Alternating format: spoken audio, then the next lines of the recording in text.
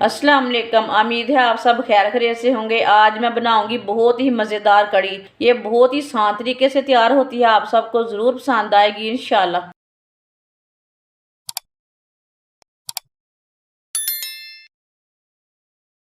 एक प्याली बरीक कटी हुई पालक डाल लेंगे।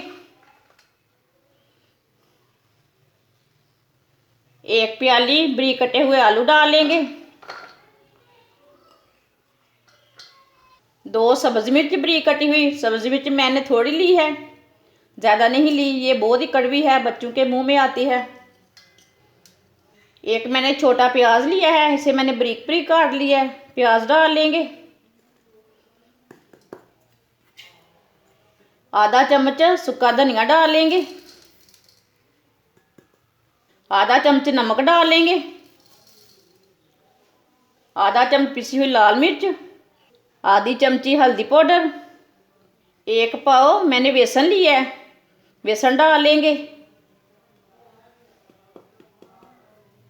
पहले हम सब चीज़ों को ना अच्छी तरह मिक्स कर लेंगे, बाद में इसमें पानी डालेंगे।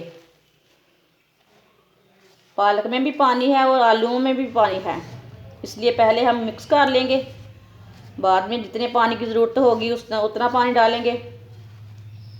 इसे मैंने मिक्स कर लिया सब चीज़ों को। अब थोड़ा पानी डाल लेंगे, पानी को ज़्यादा नहीं डालना। पकौड़ों को ना गाढ़ा ही रखना है, इसे पतला नहीं करना, नहीं तो पकौड़े ना बिल्कुल भी अच्छे नहीं बनते। आप दे सकते हैं। पकौड़े के लिए बेसन हमारा तैयार हो चुका है। इतना ही गाढ़ा रखना है आपने भी, आप दे सकते हैं। इतना ही गाढ़ा रखना है, इसे पतला नहीं करना।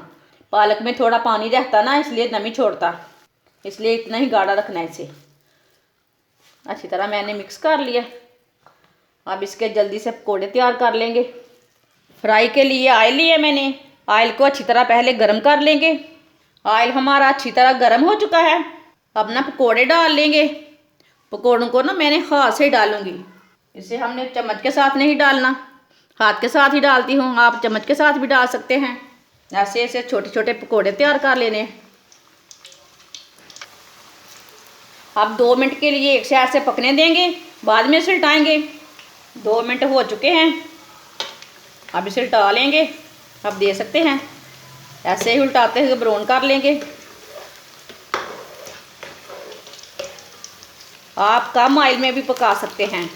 पकौड़ों को दोनों साइडों से अच्छे से ब्राउन कर लेना। इसे फुल आंच पे नहीं पकाना, नहीं तो बाहर से पक जाते हैं, अंदर से कच्चे रह जाते हैं।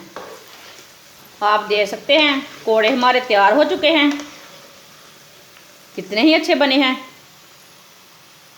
इसे बाहर निकाल लेते हैं। ऐसे ना पकौड़े पहले छन्नी में डाल लेंगे, जो एक्स्ट्रा ऑयल रहता वो निकल जाता।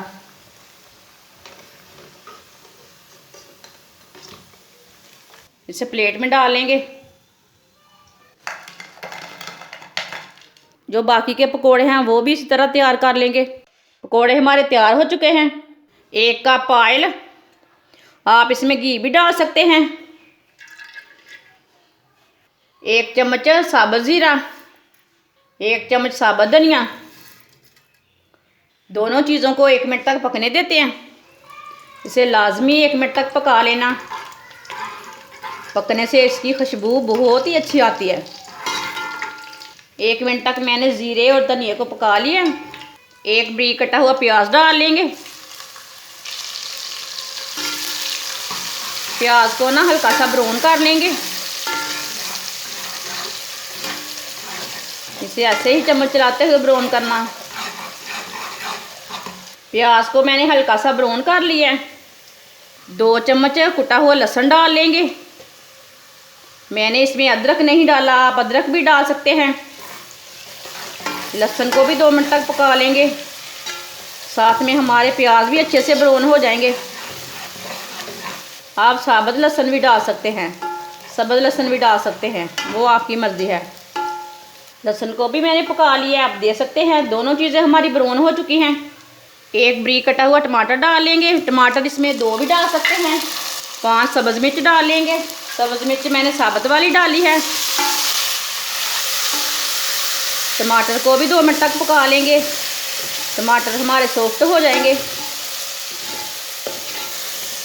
टमाटर को भी 1 मिनट तक पका लिया मैंने। आप देख सकते हैं टमाटर हमारे अच्छी तरह मिक्स हो चुके हैं। अब चूल्हे की आंच को बिल्कुल कम कर देंगे। 1 चम्मच नमक डाल लेंगे। नमक अपनी ज़रूरत के हिसाब से डाल सकते हैं, कम ज़्यादा कर सकते हैं। आधा चमचा पिसी हुई लाल मिर्च, आधा चमचा हल्दी पाउडर।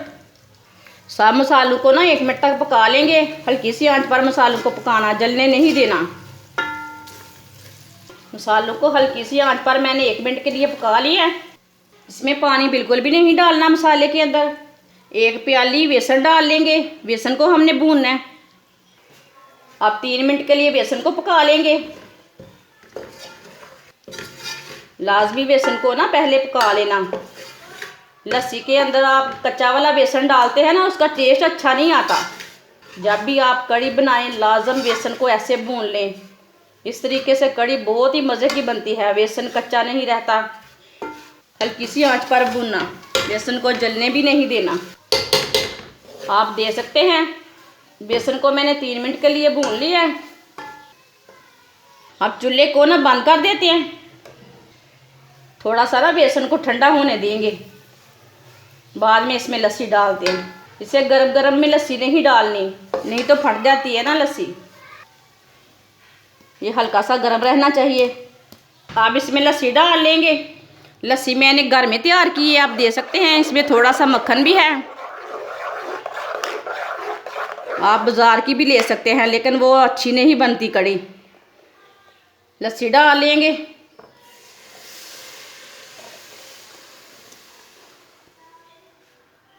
इसे अच्छी तरह मिक्स कर लेंगे। ये बहुत ही आसान तरीका है कढ़ी बनाने का। अच्छी तरह मैंने मिक्स कर लिया है। अभी 2 मिनट के लिए चूल्हा दोबारा जला लेंगे। चूल्हे को मैंने जला लिया है।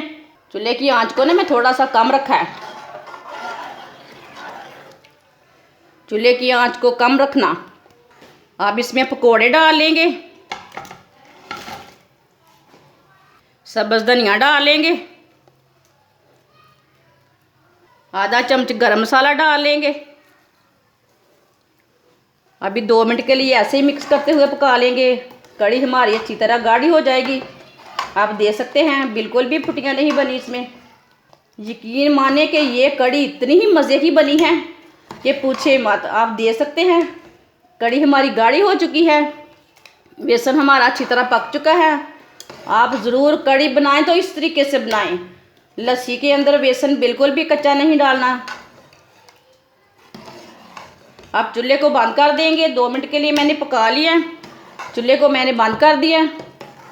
माशाल्लाह आप दे सकते हैं कढ़ी हमारी तैयार हो चुकी है। ये बहुत ही मज़े की बनी है और इसे बनाने का तरीका भी बहुत ही आसान है। आप सर्दी के दिनों में बनाएं, ऐसे ही बनाएं। ये बहुत ही मज़े की बनती है, सबको ज़रूर पसंद आएगी। हमारी वीडियो पसंद आए तो लाइक करें और हमारे चैनल को सब्सक्राइब करें। अच्छा, खुदा हाफिज़।